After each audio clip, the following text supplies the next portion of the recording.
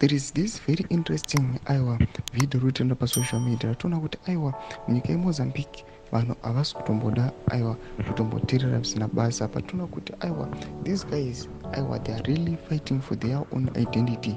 Vakomana ava vari kuramba kujairwa, vatona kuti vakomana, mapurisa nemasoja vari kuramba uri brutal kune macitizens achidemanda for their independence. Panapa tinoona kuti pane video rutendo pasocial media. Sanapinda mashoko aya kuti bosubscribe like kuti bell icon. Tipinda pa kuzo vanoposta this video ramukona tikisa mapictures onyora chiti very interesting events in Mozambique.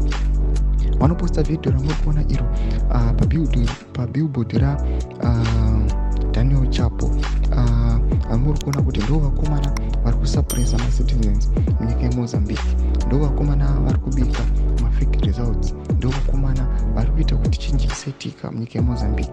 Panapa tona macitizens they are gathered vachiuya vachiita maprotest, vanouya voribvisa votanga kuramba vachiita mamarches mumastreets. Kunyange mapurisa aripo achizama kuda kuvastopa, they are being brave enough to ignore them, votoramba vachitofighta back.